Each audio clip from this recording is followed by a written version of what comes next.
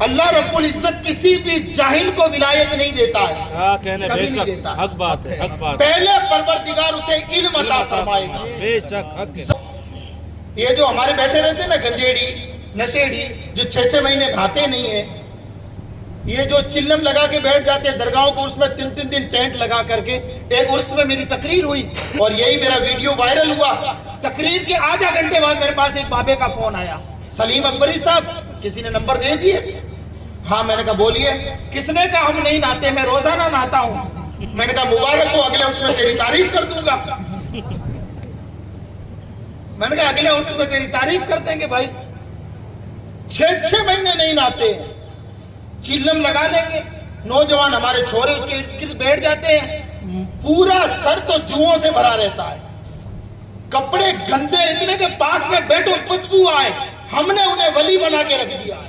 بابا جی اللہ رب العزت کسی بھی جاہل کو ولایت نہیں دیتا ہے، کبھی نہیں دیتا۔ حق بات ہے، حق بات ہے۔ پہلے پروردگار اسے علم عطا فرمائے گا، بے شک حق ہے۔ ظاہری علم کی ساری منزلیں طے ہو گئی، پھر پروردگار عالم اپنا قرب عطا فرماتا ہے۔ واہ واہ واہ، سبحان اللہ۔ پہلے کبھی بھی اللہ رب العزت ولایت نہیں دیتا ہے۔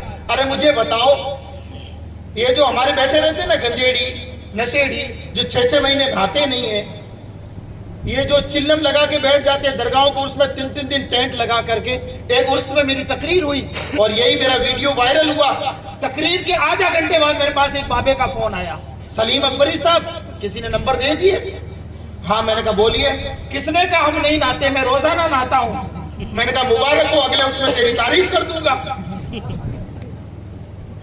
میں نے کہا اگلے عرس میں تیری تعریف کر دیں گے بھائی۔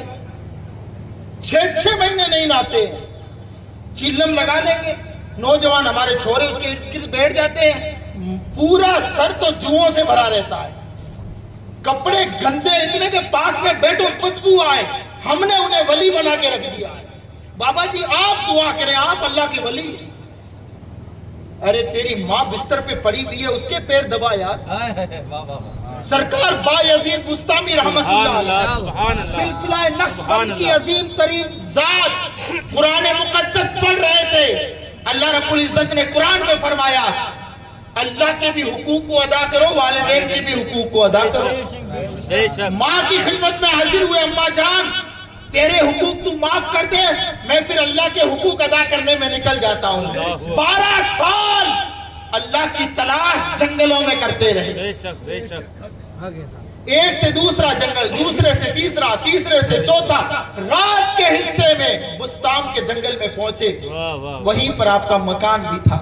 جب پہنچے بستام میں، ماں کی یاد بھی تڑپائی، رات کا آخری حصہ ہے، کیا کروں؟ 12 سال ہو چکے، جب میں نکلا تھا گھر سے تب تو میری ماں بوڑھی تھی، اب پتہ نہیں زندہ ہوگی کہ نہیں ہوگی، چلو جاتا ہوں دیکھتا ہوں، گھر اگر بند ہوگا، ماں مر گئی ہوگی تو جا کر کے قبرستان میں فاتحہ پڑھوں گا، میری ماں زندہ ہوگی تو خدمت کروں گا۔ پہنچے رات کے حصے میں، گھر اندر سے بند تھا، ماں کے علاوہ دوسرا تھا بھی کوئی نہیں، تو کہ اللہ اکبر، گھر اندر سے بند ہے، اس کا مطلب میری ماں سلامت۔ سبحان اللہ۔ لیکن رات کو اٹھاؤں گا، نیند میں خلل پڑ جائے گا، آرام خراب ہوگا ان کا۔ کھڑا رہتا ہوں، انتظار کرتا ہوں، جب ماں دروازہ کھولے گی تب اندر داخل ہو جاؤں گا۔ تھوڑی دیر کے بعد میں نالی سے پانی نکلا، اللہ اللہ، دیکھا کہ اوہو یہی وہ وقت ہے جس میں میری ماں تہجد ادا کرتی۔ سبحان اللہ۔ جب نالی کا پانی بند ہو گیا تب دروازہ کھٹکھٹایا، اندر سے ماں نے کہا بیٹا بایزید رک، میں باہر آ رہا ہوں۔ اللہ اکبر، اللہ اکبر۔ باہر سے کہا اماں حضور آپ مجھے جانتے ہو؟ کہ بیٹا تجھے کیا جانو، تیرے دروازے کھٹکھٹانے کی انداز بھی ابھی تک نہیں سبحان بدلی۔ اللہ، سبحان اللہ۔ اندر گئے، ماں کے قدم چومے، ہاتھ چومے، ماں کی دعائیں لی کہ اماں جان 12 سال ہو چکے ہیں، ابھی تک اللہ کا قرب نہیں ملا ہے۔ اللہ، ماں نے ہاتھ اٹھا کے کہا مولا میں نے تو اپنے حقوق معاف کر دیے،